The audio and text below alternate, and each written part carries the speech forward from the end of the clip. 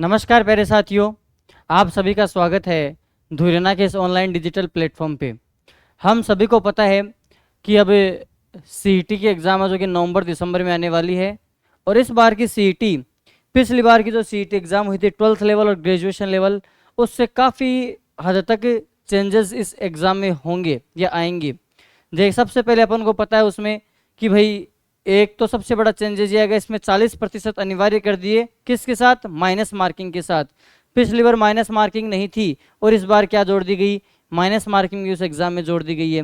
दूसरी उसमें सबसे इंपॉर्टेंट बात, अभी जो पेपर बन रहे हैं, जो पेपर का स्टैंडर्ड है आरएसएसबी बोर्ड का, वो बहुत अच्छा होने लग गया है।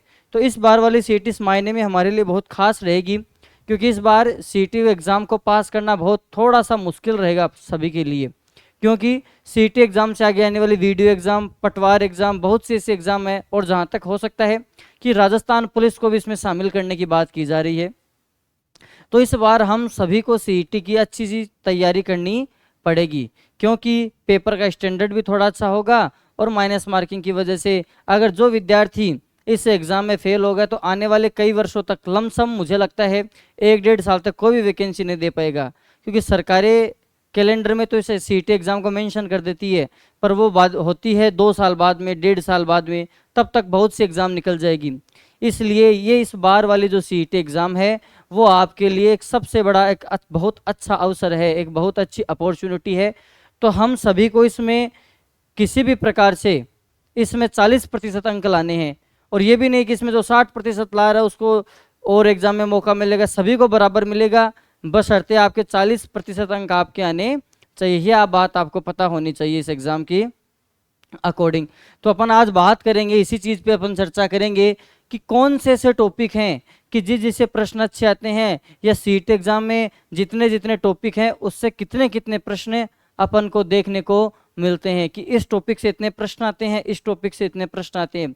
अगर हमारे पास अगर इस विषय का डाटा अच्छा होगा, इस चीज़ों की थोड़ी समझ अच्छी होगी कि कौन से सब्जेक्ट से कितने प्रश्न आ रहे हैं, तो अपन अपनी तैयारी को बहुत अच्छी तरीके से कर सकेंगे। हम सभी को पता है एक स्मार्ट जो तैयारी होती है और एक जो गधा मजदूरी होती है, उसमें फ़र्क बस इतना होता है कि वो सारे दिन एक ही एक चीज़ पढ़ता रहता है। उदाहरण के लिए जैसे मान लीजिए आपको अगर मिडाइवल हिस्ट्री सुनने में अच्छी लगती है, फिर प्रश्न आते हैं पूरे से 3 से 4 मिडाइवल हिस्ट्री के, और राजस्थान जियोग्राफी के प्रश्न आते हैं 12, पर आपको अच्छी नहीं लगती, पर पढ़ने आपको राजस्थान जियोग्राफी ज़्यादा चाहिए। तो स्मार्ट स्ट्रेटेजी अपनी अपनाएंगे यहाँ पे। तो उसके लिए अपन को क्या पता होना चाहिए कि कौन से टॉपिक से कितने प्रश्न आ रहे हैं, ये हम सभी को पता होना चाहिए। नेक्स्ट अपन बात करेंगे इसमें कि नेगेटिव मार्किंग से कैसे बचें। तो नेगेटिव मार्किंग से कैसे बचें कि पेपर में कई बार क्या होता है कि स्टूडेंट ज़्यादा प्रश्न सही हो, इस चक्कर में क्या करते हैं, ज़्यादा प्रश्न करके आ जाते हैं, और बाद में जो ज़्यादा प्रश्न होते हैं वो नेगेटिव मार्किंग के रूप में सामने आते हैं। तो अगर 40% बन रहे हैं तो वो क्या हो जाते हैं, कम हो जाते हैं। तो इस प्रकार साथियों आज हम जिस विषय पे चर्चा करेंगे सीईटी के रिगार्डिंग, कि कौन से टॉपिक है जिससे अच्छे प्रश्न आते हैं और किस टॉपिक से कितने प्रश्न आते हैं, और नेगेटिव मार्किंग को अपन कैसे कम कर सके ताकि अपने प्रश्न गलत कम हो और अपना स्कोर अच्छा हो। तो अपन सभी को पता है प्रिय प्रिय विद्यार्थियों कि इस बार अभी तक नोटिफिकेशन नहीं आया है सीईटी एग्जाम का अपने पास। अभी तक सीईटी एग्जाम का अपने पास नोटिफिकेशन नहीं आया है। तो इस बार अपने लिए जो पुराना जो सिलेबस है, जो अपने पास सीईटी का जो पुराना सिलेबस है, वही आधार है कि कौन कौन सी सब्जेक्ट से कितने कितने प्रश्न आएंगे या सिलेबस में क्या क्या चीज़ें हैं। तो सिलेबस जब भी आएगा तो अपन को पता है कि बहुत ज़्यादा कोई इसमें उठापटक या फेरबदल वाली बात नहीं है, कोई माइनर से चेंज होंगे। जैसे मुझे लगता है इस बार का जो सिलेबस आएगा उसमें भारतीय न्याय संहिता जैसे कुछ टॉपिक हो सकते हैं, उसमें अन्य भी कई एक आधे टॉपिक वो जोड़ सकते हैं और कुछ एक आधे टॉपिक हटा सकते हैं। तो समस्या अपने पास ये है कि अभी तक हमारे पास नया सिलेबस नहीं है, परंतु अपने पास पुराना जो सिलेबस है, जो चॉइस में जो सीईटी लगी थी, लगभग मोटा मोटी वही सिलेबस रहने वाला है।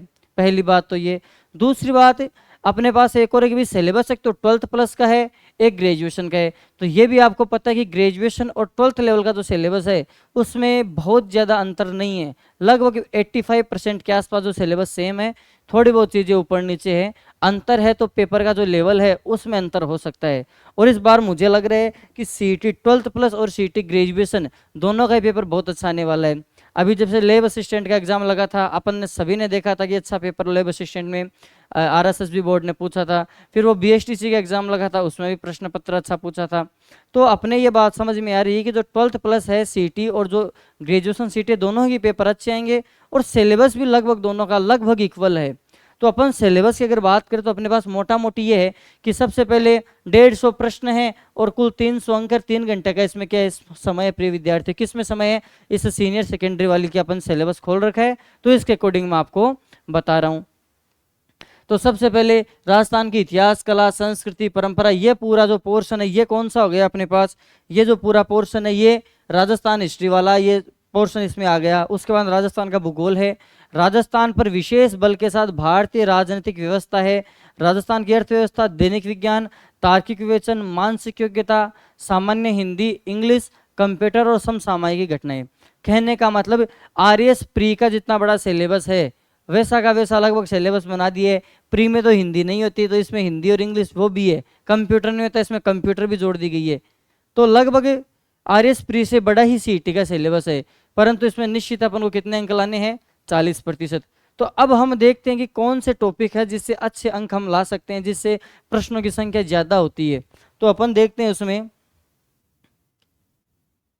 देखिए साथियों, तो इसमें अपन बात करें भाई संभावित प्रश्न कितने होंगे, कौन से टॉपिक से कितने प्रश्न आने वाले हैं, ये अपन को पता होना चाहिए। तो सबसे पहले अगर मैं बात करूं इसमें, सबसे पहले अगर अपन बात करें इसमें तो देखेंगे कि राजस्थान का इतिहास, कला, संस्कृति, ये जो प्रश्न है ये ऊपर नीचे हो सकते हैं। जब मैंने 15 प्लस प्रश्न लिखे तो हो सकते हैं किसी पारी में 15 आए हो ये प्रश्न, किसी पारी में ये प्रश्न 20 आए हो, किसी पारी में 22, किसी में 17, किसी में 16। तो ऐसे प्रश्नों का वेरिएशन हो सकता है, परंतु एक मोटा मोटी अपने पास एक आइडिया रहना चाहिए कि कितने किस किस से कितने प्रश्न आ रहे हैं टॉपिक से, और कुछ ऐसे टॉपिक है जिनसे प्रश्न फिक्स आ रहे हैं। तो देखिए सबसे पहले फिक्स वाले देखते हैं। ये 3 टॉपिक आपको दिख रहे होंगे प्यारे साथियों। कौन कौन से 3 टॉपिक? एक तो ये जो यहाँ से लेके मैथ, रीजनिंग और कंप्यूटर। मैथ, रीजनिंग और कंप्यूटर से, मैथ रीजनिंग से 20 प्रश्न है। जैसे मान लो 12 प्रश्न रीजनिंग से कर दिए तो 8 प्रश्न मैथ से कर दिए। तो ऐसा कुल मिला के मोटा मोटी मैथ रीजनिंग से जो अपना खाका बैठता है वो लगभग 20 प्रश्नों का बैठता है। कितने प्रश्नों का बैठता है? 20 प्रश्नों का अपना इसमें कुल मिला के इसका एवरेज बैठता है। हिंदी से 10 प्रश्न है, अंग्रेजी से 10 प्रश्न है और कंप्यूटर से 10 प्रश्न है। किसमें? 12th प्लस में। और लगभग ये चीज इधर उधर है, तो प्रश्नों में लगभग प्रश्न वो के वो आ रहे हैं, कोई विशेष इसमें अंतर नहीं है प्रश्नों के लेवल में। दूसरा अपन देखते हैं करंट अफेयर से, देखो 15 प्लस प्रश्न इसमें है। तो 15 प्लस अगर प्रश्न की बात कर रहा हूं तो ये प्रश्न 20 तक भी जा सकते हैं। कितने तक जा सकते हैं? 20 तक भी ये प्रश्न जा सकते हैं। इस साइड 10 प्रश्न है ग्रेजुएशन में। और भारत का भूगोल, देखो भारत का भूगोल से कितने प्रश्न है? 8 से 10 प्रश्न है। और भारत का भूगोल है कितना बड़ा? एकदम बहुत कोई ज्यादा विशेष नहीं है भारत का भूगोल। और अकेले भारत के भूगोल से 8 से 10 प्रश्न आ रहे हैं। किस में आ रहे हैं? सीईटी के एग्जाम में, 12th प्लस वाली में। और अगर ग्रेजुएशन वाली में बात करें तो 10 से 12 प्रश्न आ रहे हैं प्रिय विद्यार्थियों, एक सब्जेक्ट से केवल। अब जैसे मान लो राजस्थान हिस्ट्री की बात करें तो राजस्थान हिस्ट्री में तो 3 आ गई, राजस्थान की मॉडर्न हिस्ट्री, राजस्थान की मिडाइवल हिस्ट्री, राजस्थान की एंशिएंट हिस्ट्री। पर भारत के भूगोल में तो सिर्फ भारत का भूगोल है, एकदम छोटा सा एक सिलेबस है इसका, तो उससे 10 से 12 प्रश्न आ रहे हैं। तो अपन ने अभी क्या कर रखा है, यूट्यूब पे भारत के भूगोल की सीरीज शुरू कर रखी है अपने। उसमें लगभग 8-9 लेक्चर के आसपास हो गए, 9 से 10 लेक्चर के आसपास हो गए उसमें। तो आप शाम को 5 बजे से 6 बजे के बीच में वो अपनी क्लास रहती है, तो आप उस क्लास में आया करो। अपन वहाँ पे पूरा भारत का भूगोल अच्छे से कवर कर रहे हैं। और सीईटी नहीं, आरएस प्री एसआई तक अपन उसमें दावा करते हैं कि उससे प्रश्न आएंगे। अपने अपने जो पढ़ाया हुआ कंटेंट, अपन जो कंटेंट इस धुरियाना के प्लेटफॉर्म पे पढ़ा रहे हैं वहां से प्रश्न आएंगे भारत के भूगोल से। 10 से 12 प्रश्न जब आ रहे हैं और YouTube पे आपको फ्री मिल रही है वो क्लासेज। और सबसे बड़ी बात, अपन उसमें पीपीटी से भी नहीं पढ़ा रहे, मैं एक चीज बोर्ड पे लिखता हूँ और जो स्टूडेंट उसमें लाइव आते हैं वो उस एक एक चीज़ को अपने नोटबुक में लिख के नोट्स बना रहे हैं अच्छे से। तो आपके पास अपने एक अच्छे नोट्स प्रिपेयर हो जाएंगे और आपके पास भारत के जब तक अपनी सीरीज होगी, सीटी की एग्जाम आएगी, उससे पहले आपका जो इंडियन ज्योग्राफी वाला पोर्शन है ये पूरा पोर्शन कंप्लीट हो जाएगा। तो 10 से 12 प्रश्न आप सीधे सीधे भारत के भूगोल से सिक्योर कर सकते हो और एकदम इजी है। भारत की स्थिति विस्तार से 1-2 प्रश्न आने निश्चित है, हिमालय से 2 प्रश्न आएंगे निश्चित है, नदियों से 1 प्रश्न आना निश्चित है। तो उस प्रकार से कुछ एक इंपॉर्टेंट टॉपिक है जहां से प्रश्न आने निश्चित है। तो आप इस भारत के भूगोल से बहुत अच्छा कर सकते हो। तो 5 बजे से 6 बजे के बीच में अपने यूट्यूब पे लाइव क्लास होती है भारत के भूगोल की, और 8 बजे से 9 बजे तक इंडियन ज्योग्राफी की एमसीक्यू की क्लास होती है उसकी। तो अगला आपने कौन सा आ गया, भारत का भूगोल। फिर आती है राज व्यवस्था। राज व्यवस्था में कौन कौन सी आ गई, दोनों राज व्यवस्था, इंडिया की राज व्यवस्था और दूसरी कौन सी आ गई अपनी 12th प्लस वाली, कौन सी, राजस्थान वाली राज व्यवस्था। तो 12th प्लस में 10 प्लस प्रश्न है, इस पे 15 प्लस प्रश्न है। अब ये जो देखो 15 प्रश्न आ रहे, कितनी बड़ी से, इंडियन पॉलिटी एक तो पूरी, फिर पूरी राजस्थान पॉलिटी, उससे मिला के 15 प्रश्न आ रहे हैं। और इधर सिर्फ भारत के भूगोल से 10 से 12 प्रश्न आ रहे हैं। अपन को पता होना चाहिए कि कम इनपुट में ज़्यादा आउटपुट कहाँ से लेना है, क्योंकि अपन को पूरा 100% पेपर आना जरूरी नहीं है, 40% से ज़्यादा अंक अपने आने चाहिए। बस अपना टारगेट ये रहना चाहिए कि भाई अपन 70% 60% के आसपास अपना हो जाए। तो अगर 60% के आसपास होता है तो एक दो प्रश्न ऊपर नीचे भी होंगे तो भी अपने कोई दिक्कत नहीं होने वाली है। तो ये बात अपन को पता होनी है चाहिए। उसके बाद में राजस्थान का ये भूगोल है, राजस्थान का भूगोल में, राजस्थान का भूगोल एवं राजस्थान की अर्थव्यवस्था। तो राजस्थान के भूगोल से इसमें 10 प्रश्न, इसमें 15 प्लस प्रश्न है। अगर देखिए 8 और 4 प्रश्नों का एवरेज में मिलाएं, अगर अपन 10 से 5 प्रश्न बनाएंगे, 10 प्रश्न भूगोल के, 5 प्रश्न अर्थव्यवस्था के, हो सकता है कि 7-8 प्रश्न राजस्थान भूगोल के, 7-8 प्रश्न अर्थव्यवस्था के। तो राजस्थान का भूगोल में भी सीधे सीधे प्रश्न आते हैं। मुश्किल होती है सिर्फ कौन से टॉपिक से, जो खनन वाला टॉपिक है उससे, क्योंकि उसमें क्या है कि एच.एम. सक्सेना सर की जो बुक है उसमें बहुत ज़्यादा मात्रा में खनिजों के नाम, खनिज क्षेत्रों के नाम दिए हैं, तो वो याद रहते नहीं है। और उतने जो खनिज क्षेत्र वो किसी भी नोट्स में कवर नहीं कर पाते अपन, तो उस कारण क्या होता है कि इस टॉपिक में दिक्कत होती है। वरना राजस्थान भूगोल के सारे टॉपिक ईजी हैं और हर कोचिंग सारी जगह से नोट्स आते हैं, प्रश्न आते हैं। और अगर आप धुरीना के सुभाष सर का कोर्स ले रखा है आपने, तो फिर तो कहीं और भटकने की आवश्यकता ही नहीं है। अभी सुभाष सर द्वारा सीईटी का कोर्स लाया जा रहा है, उसमें आपको पूरी सीईटी की बहुत अच्छे से तैयारी करवाई जा रही है। तो आप उधर भी संपर्क करके, हेल्पलाइन नंबर से बात करके वहाँ पे भी कोर्स वगैरह परचेज कर सकते हो आप धुरीना का। तो एक बार आप सर से भी कांटेक्ट कर सकते हो उसके रिगार्डिंग। अगला आ गया भारत का इतिहास एवं कला संस्कृति। अब देखिए भारत के इतिहास एवं कला संस्कृति की बात इतनी है कि इन्होंने तो 2 बात लिखी, 2 सब्जेक्ट हो गए, भारत का इतिहास और कला संस्कृति। पर टॉपिक कितने बड़े हो गए, कितने टॉपिक है भारत की कला संस्कृति में, कम से कम 25 से 27 टॉपिक के आसपास हैं। और भारत का इसमें इतिहास में कितने टॉपिक हो गए, सबसे पहले मॉडर्न हिस्ट्री का हो गया, 1857 की क्रांति हो गई, प्रजामंडल हो गया, और क्या बोलते हैं, राजनीतिक जनचेतना हो गई, राजस्थान का विलय हो गया, उसमें एकीकरण हो गया। तो ये सारे टॉपिक, किसान आंदोलन हो गए, जनजातीय आंदोलन हो गए, तो ये सारे टॉपिक हो गए। फिर मिडाइवल हिस्ट्री के गुजर प्रतिहार वंश हो गया, गुहिल वंश हो गया, सारे इसमें आएंगे। फिर उसके बाद में एंशिएंट हिस्ट्री आएगी अपनी। तो ये इतने बड़े टॉपिक से 15 प्रश्न आ रहे, तो इसको अपन कैसे कर सकते हैं। तो अपन को पता है कि जो वर्तमान का जो ट्रेंड चल रहा है, अभी जो ट्रेंड चल रहा है उसके अकॉर्डिंग अगर राजस्थान की कला संस्कृति को अपन 2 भागों में डिवाइड करके देखें तो अपने बात समझ में आती है कि इससे सबसे ज़्यादा प्रश्न कौन से टॉपिक से आएंगे। राजस्थान की कला संस्कृति से सबसे ज़्यादा तो आधुनिक इतिहास से, राजस्थान का जो आधुनिक इतिहास है,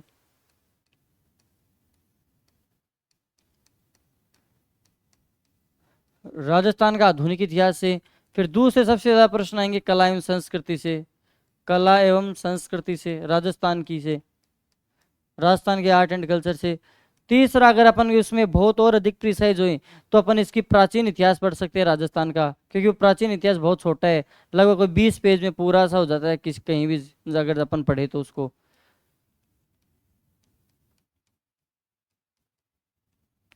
तो कहने का मतलब है कि ये जो टॉपिक है ये ज्यादा इंपॉर्टेंट है, ये छोटे भी टॉपिक है तो अपन अच्छे से कर सकते हैं।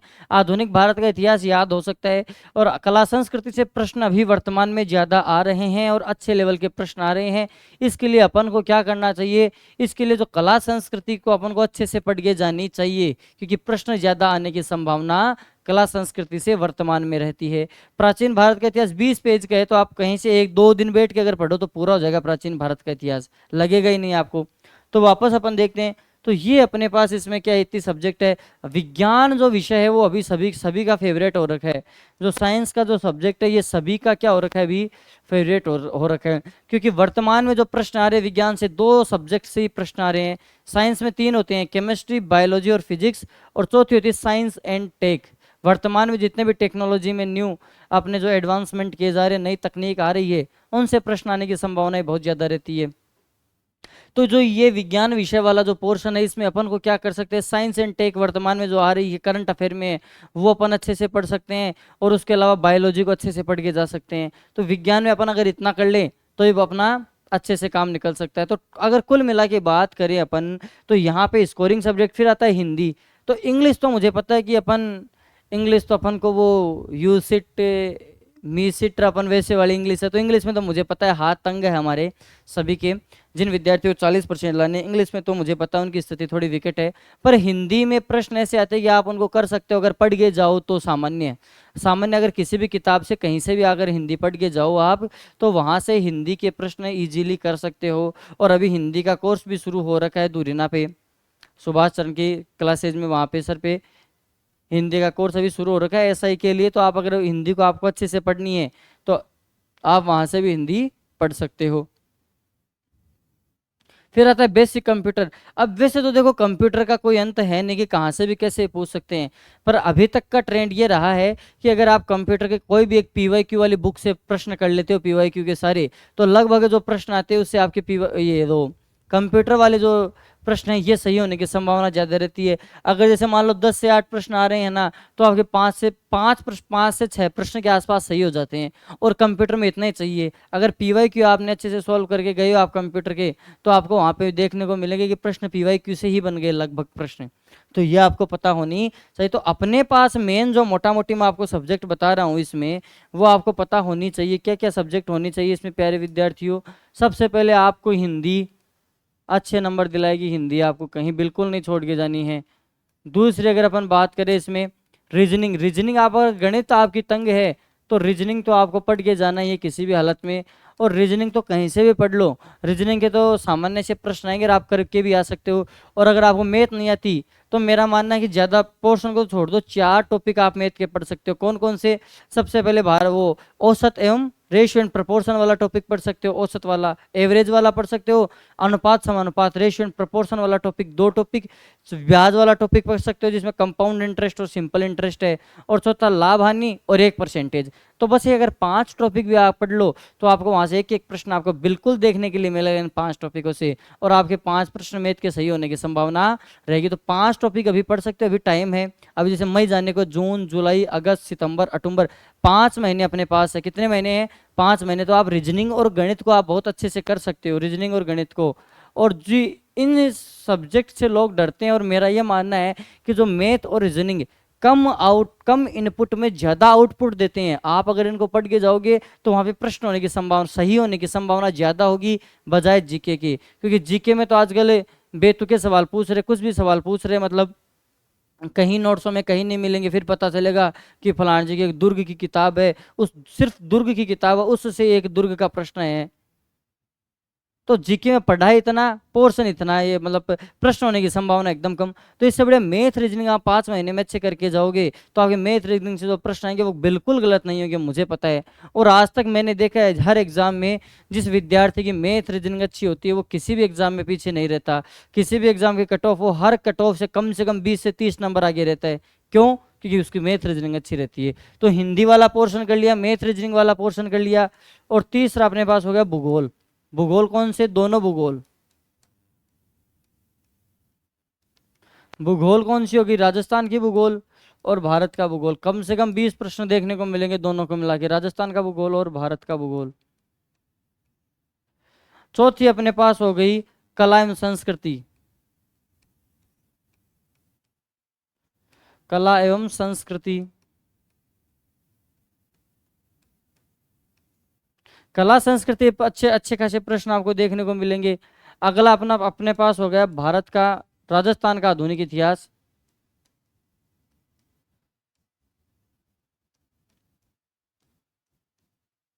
राजस्थान का आधुनिक इतिहास।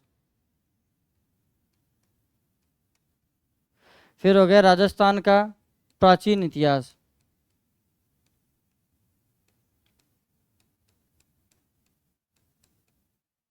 और 2 टॉपिक अन्य हो गए। कौन कौन से हो गए? कंप्यूटर के पीवाईक्यू आप लगा के चले जाओ कि पीवाईक्यू से ही लगभग प्रश्न पूछते, कंप्यूटर के पीवाईक्यू। और नेक्स्ट अपने पास आता है करंट अफेयर्स।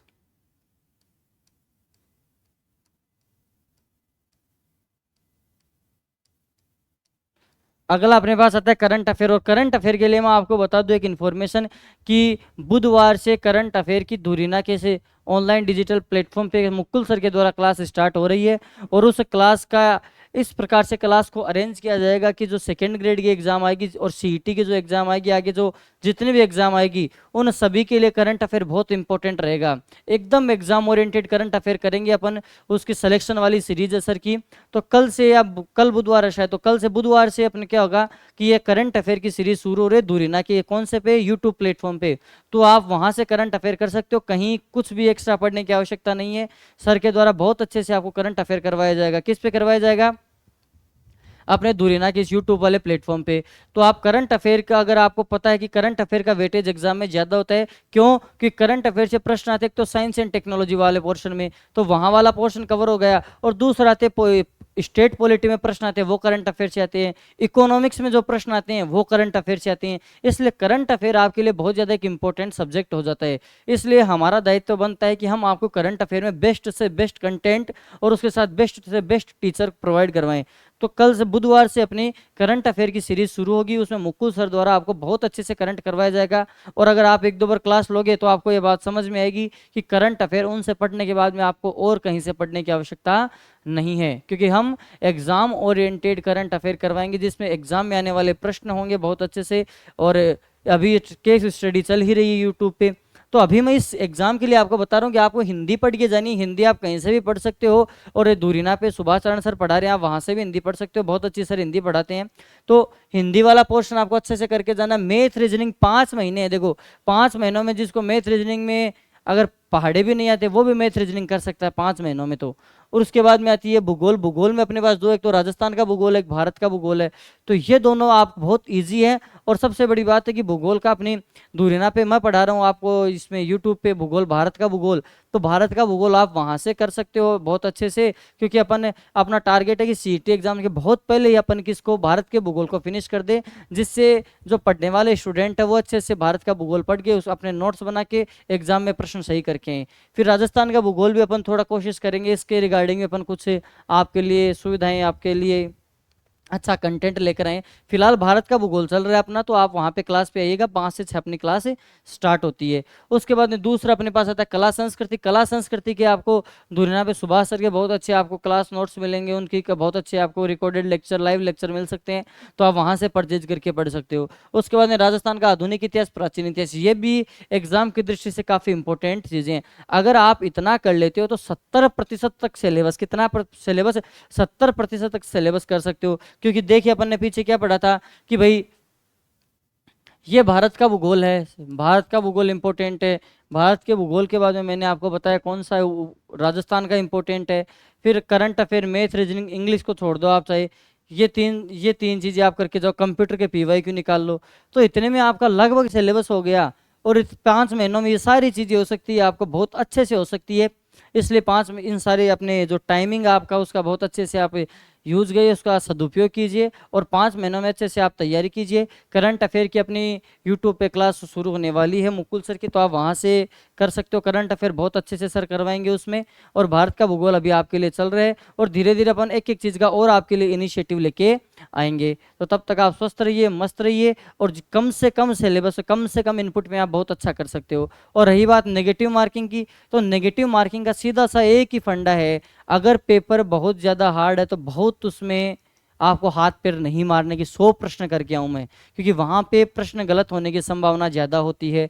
और अगर पेपर इजी है हल्का सा, अगर पेपर आपका इजी है तो क्या कर सकते हो आप उसमें थोड़े हाथ पैर मार सकते हो। अगर आपको 2 ऑप्शनों में कंफ्यूज है, वहां आपको बिल्कुल प्रश्न करके आने हैं, जहां पे देखा हुआ ही नहीं लग रहा उसको बिल्कुल नहीं करना है, क्योंकि कई बार अपन तुक्के के चक्कर में गलत कर देते हैं। तो माइनस मार्किंग का विशेष ध्यान कैसे रखना है कि अगर पेपर हार्ड हो तो प्रश्न कम करने, बहुत ज़्यादा नहीं करने। अगर पेपर ईजी हो तो सभी करेंगे, तो कट ऑफ ऊपर जाएगी, तो आप प्रश्न अच्छे करके आओ। और जिस प्रश्न में 2 ऑप्शन में आपको कंफ्यूजन है वो प्रश्न आप बिल्कुल करके आना है। और जिसमें आपको बिल्कुल नहीं पता कि एक ही ऑप्शन का पता है, 3 का पता ही नहीं आसपास, तो वो भी आप छोड़ सकते हो। तो इस प्रकार आप नेगेटिव मार्किंग से बच सकते हो।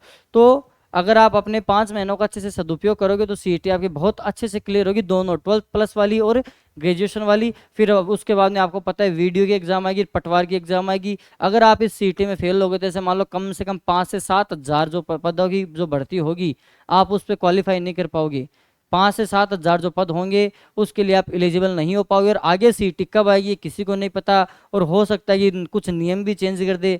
जैसे पिछली बार 40% के साथ माइनस मार्किंग नहीं थी, इस बार माइनस मार्किंग भी कर दी, 40% भी कर दिए, तो हो सकता है नियम चेंज हो जाए। तो उस प्रकार से आप अपनी तैयारी को अच्छे से रखो और इसी सीईटी को क्लियर करने की क्षमता रखो। पेपर बता रहा हूँ, अभी भी पेपर बहुत अच्छा आएगा, आरएसएस भी अच्छा पेपर बना रही है, क्योंकि उस बार उनका उद्देश्य जब माइनस मार्किंग की है तो उनका उद्देश्य है कि एग्जाम में ज़्यादा से ज़्यादा विद्यार्थियों को बाहर किया जाए। तो आप अपनी तैयारी अच्छे से कीजिए और इतने कम जो मैंने टॉपिक बताए अगर आप ये भी पढ़ के जाते हो अच्छे से तो 60 से 70% आपका सिलेबस कवर हो जाता है। तो मिलते हैं अपन किसी नेक्स्ट क्लास में दूसरी में, तब तक आप स्वस्थ रहिए, मस्त रहिए, अपना ख्याल रखिए और अपने समय का सदुपयोग कीजिए। धन्यवाद।